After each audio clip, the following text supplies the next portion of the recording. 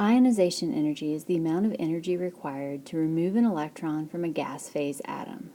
First ionization energy is the energy to form a +1 cation starting with a gas phase atom.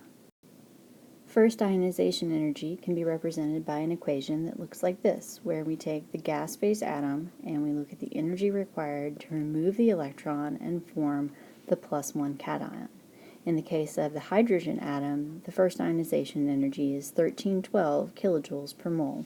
We see the release of the electron and the formation of the H+ ion.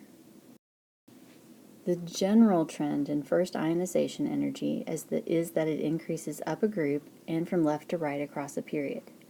This trend is directly related to trends in effective nuclear charge and atomic radius that we discussed in class, or will discuss in class. When Z effective is larger, valence electrons are more strongly attracted to the nucleus.